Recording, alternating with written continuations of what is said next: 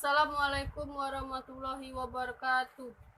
Perkenalkan, nama saya Saskia Putri, Prodi D3 Analis Kesehatan, Universitas Kader Bangsa.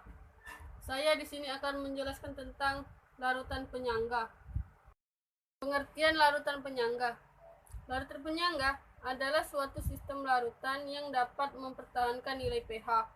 Larutan agar tidak terjadi perubahan pH yang berarti oleh karena penambahan asam atau basa maupun pengenceran. Larutan ini disebut juga dengan larutan buffer atau dapar. Dalam kehidupan sehari-hari, terdapat berbagai reaksi kimia yang merupakan reaksi asam basa. Sebagai contoh, reaksi beberapa enzim pencernaan dalam sistem biologis.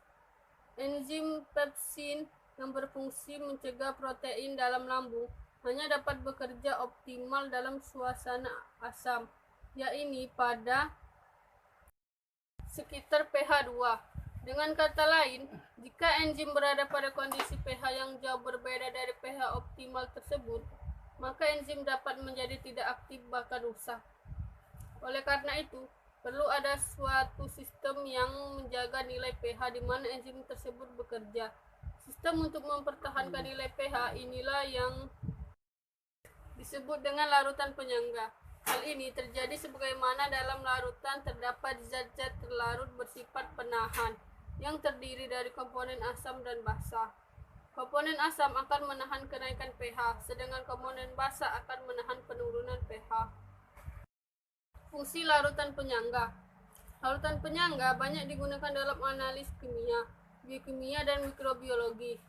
Selain itu, dalam bidang industri juga banyak digunakan pada proses seperti fotografi, elektroplating atau penyupuhan, pembuatan bir, penyamakan kulit, sintesis zat warna, sintesis obat-obatan, maupun penanganan limbah. Di dalam tubuh makhluk hidup juga terdapat larutan penyangga yang sangat berperan penting. Dalam keadaan normal, pH darah manusia yaitu 7,4. pH darah tidak boleh turun di bawah 7 ataupun naik di atas 7,8 karena akan berakibat fatal bagi tubuh. pH darah dipertahankan pada 7,4 oleh larutan penyangga karbonat dan bikarbonat atau H2CO3 dengan HCO3-. Dengan menjaga perbandingan konsentrasi H2CO3 dan HCO3- sama dengan 1:20. Selain itu, dalam cairan intrasel juga terdapat larutan penyangga dihidrogen fosfat dan monohidrogen fosfat H2PO4- atau HPO42-. Larutan penyangga H2PO4- dan HPO42- juga terdapat dalam air ludah yang berfungsi untuk menjaga pH mulut sekitar 6,8 dengan menetralisir asam yang dihasilkan dari fermentasi sisa-sisa makanan yang dapat merusak gigi. Komponen larutan penyangga. Larutan penyangga asam. 1. Larutan buffer asam. Mempertahankan pH. 1. Mencampurkan asam lemah Ha dengan garam basa konjugasinya La yang dapat terionisasi menghasilkan ion amin. 2. Mencampurkan suatu asam lemah dalam jumlah berlebih dengan suatu basa kuat sehingga bereaksi menghasilkan garam basa konjugasi dari asam lemah tersebut. Contoh larutan penyangga yang mengandung CH3COOH dan CH3COO-.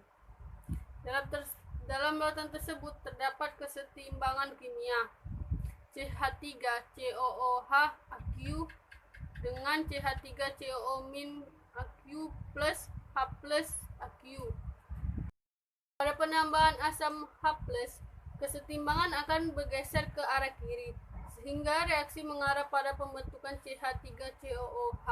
Dengan kata lain, asam yang ditambahkan akan dinetralisasi oleh komponen basa konjugasi CH3COO-.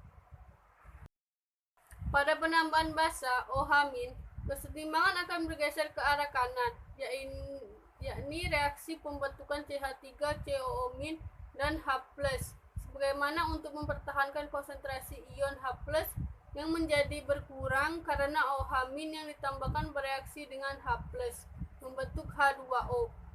Dengan kata lain, basa yang ditambahkan akan dinetralisasi oleh komponen asam lemah CH3COOH. 2. Larutan penyangga basa. Larutan buper basa mempertahankan pH pada suasana basa pH lebih dari 7. Larutan buper basa terdiri dari komponen basa lemah B dan basa konjugasinya BH+. Larutan seperti ini dapat diperoleh dengan 1.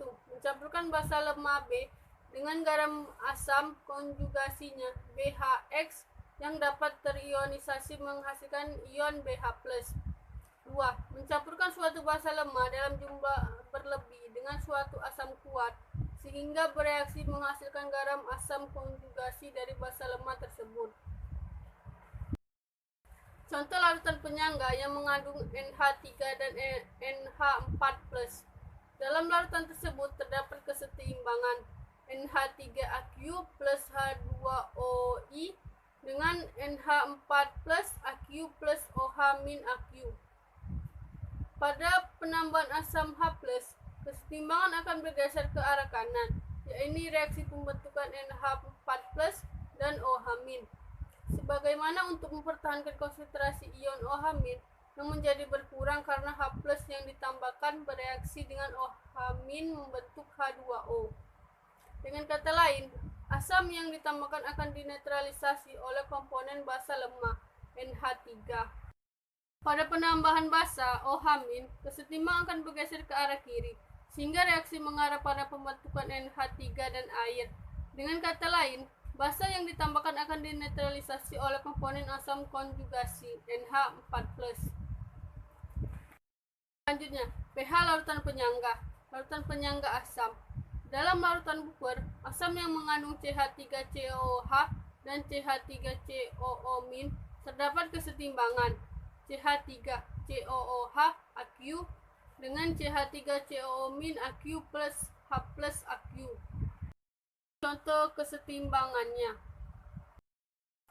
Setelah disusun ulang, persamaan pH larutan di atas akan menjadi persamaan larutan penyangga yang dikenal sebagai persamaan Henderson dan Henselbalch. Sebagaimana persamaan berikut ini, pH sama dengan pKa plus log basokan konjugasi dibagi asam lemah. Jika A jumlah mol asam lemah, G sama dengan jumlah mol basa konjugasi, dan V sama dengan larutan volume larutan penyangga. Dan ini rumusnya. Larutan penyangga basa. Dalam larutan buper basa yang mengandung NH3 dan NH4+, terdapat kesetimbangan NH3Aq plus H2OI dengan NH4+ Aq plus OH-Aq. Atau kesetimbangannya. Jika B sama dengan jumlah mol basa lemah, G sama dengan jumlah mol asam konjugasi, dan V sama dengan volume larutan penyangga. Dan ini rumusnya.